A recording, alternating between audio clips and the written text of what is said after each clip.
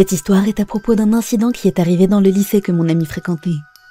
Il y avait une élève en terminale dans ce lycée, qui était très populaire.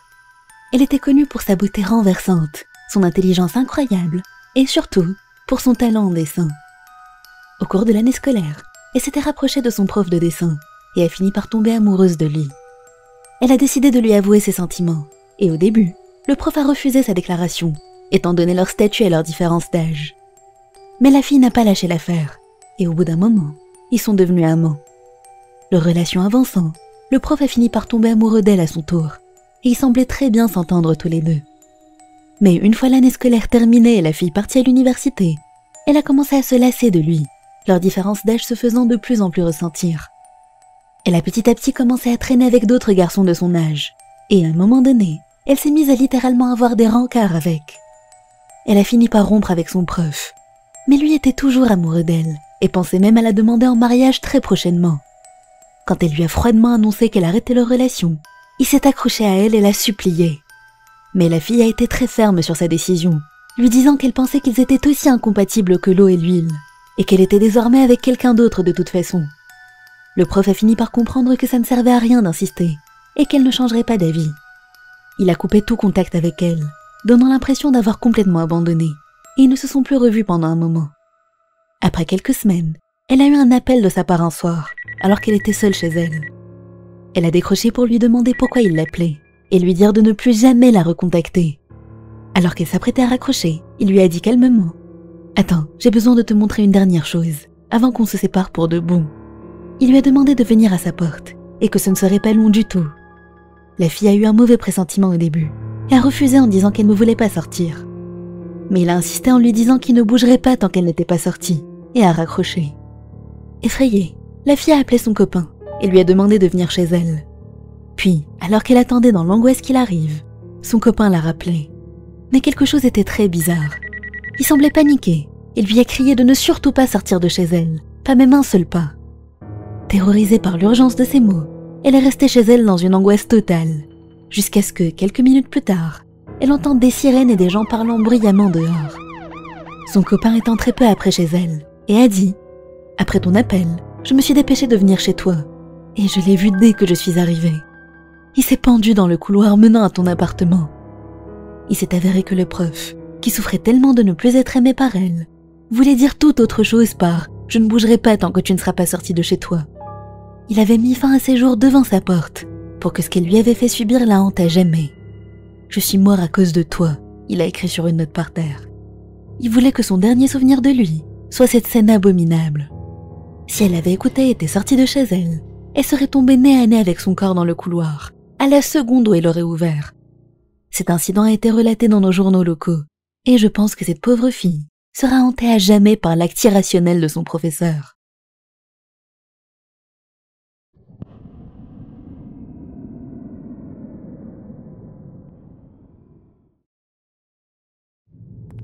Neil n'oubliera jamais ce qui lui est arrivé le jour de cette histoire. Il y a 12 ans, quand il avait la vingtaine, il s'était retrouvé SDF pendant un moment.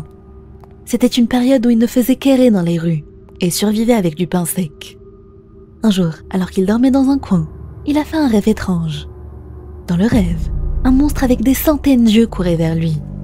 Neil s'est réveillé en hurlant lorsque le monstre est arrivé à son niveau. C'était une matinée sombre. Alors que ses yeux s'habituaient à l'obscurité, il a réalisé qu'un inconnu se tenait en face de lui. Neil était très confus. L'homme s'est approché jusqu'à être nez à nez avec lui, puis lui a saisi le visage avec sa main. Neil lui a demandé en criant ce qu'il faisait, choqué par son geste. L'homme a retiré sa main, puis a collé ses deux paumes ensemble et s'est mis à chanter des sortes d'incantations tout en reculant. Neil ne s'en souvenait pas clairement, mais il pense avoir entendu quelque chose du genre. Le monde visible est faux. L'homme était habillé comme un moine et marchait les yeux fermés. Neil était horrifié, mais il était tellement épuisé et affamé qu'il n'avait plus l'énergie de faire quoi que ce soit. Il s'est donc contenté de l'ignorer et s'est rendormi. Cependant, le lendemain, il a entendu d'autres SDF se parler les uns aux autres. « Tout le monde va bien ? Je pense qu'on va bien. Heureusement, tout le monde semble l'avoir bien bloqué. » Neil leur a demandé de quoi il parlait, et ce qu'ils lui ont raconté l'a laissé sans voix.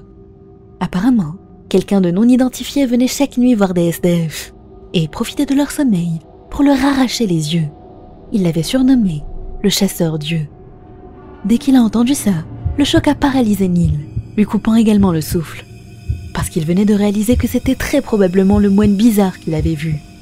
C'était donc pour ça qu'il y avait autant de SDF aveugles dans la région. La peur l'a instantanément submergé. La rumeur disait que ce chasseur ne tuait personne.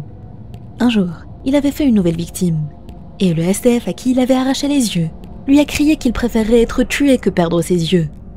Mais le chasseur Dieu est parti en lui disant qu'il avait pour principe de ne tuer aucun humain. Neil s'est mis à trembler en entendant ça. S'il s'était réveillé ne serait-ce que 3 secondes plus tard, il n'ose même pas imaginer ce qui lui serait arrivé. Et il a enfin compris pourquoi les SDF montaient la garde chaque nuit à tour de rôle. Il avait toujours pensé que c'était pour préserver leur maigre bien, mais il comprenait désormais que c'était surtout pour protéger leurs yeux. Suite à ça, Neil a décidé de se joindre à un groupe de SDF, parce qu'il ne voulait plus dormir seul. Et il a pu rester en sécurité pendant un bon moment grâce à eux. Jusqu'à cet horrible jour. Tôt un matin, il a entendu des cris perçants. Tout le monde s'est réveillé en sursaut pour découvrir un des SDF se roulant par terre, ses mains sur ses yeux. Son visage et le sol autour de lui étaient couverts de sang. Neil a aperçu le dos du moine qui courait à une vitesse incroyable au loin. Les gens criaient que le chasseur Dieu avait de nouveau frappé, et la panique a gagné le camp. Ils ont appelé une ambulance, et la pauvre victime a été emmenée. Il s'est avéré que la personne qui devait monter la garde s'était assoupie, et le chasseur en avait profité pour agir. Évidemment, ils ont prévenu la police. Neil était terrifié et ne se sentait plus en sécurité dans ce groupe. Il a désespérément essayé de se sortir de là, et grâce à ses efforts, il a enfin pu mettre fin à sa période de sans-abri. Il a réussi à rassembler assez de fonds pour louer un petit appartement et commencer sa nouvelle vie. Après quelque temps, il a rendu visite aux SDF qui étaient proches de lui. Ils l'ont accueilli à bras ouverts et lui ont appris que le chasseur Dieu avait été arrêté par la police. Et ce qu'il avait dit aux enquêteurs était glaçant. Ce n'est que quand les êtres humains voient le monde à travers leurs yeux que les préjugés et les péchés apparaissent. Ce n'est que lorsqu'on arrête d'être trompé par les apparences que l'on apprend le vrai sens de la vie. C'est pour cette raison que j'arrache les yeux des gens, pour qu'ils puissent s'élever et voir le monde tel qu'il est. Le chasseur pensait sauver les gens. Il n'avait pas Dieu non plus, il se les était arrachés lui-même.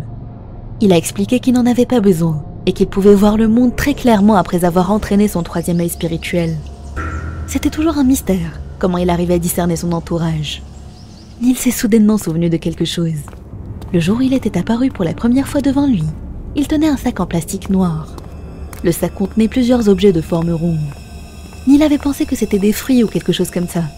Mais après le récit de ses amis, il a enfin compris ce que le sac contenait. Il souffre toujours d'insomnie ce jour.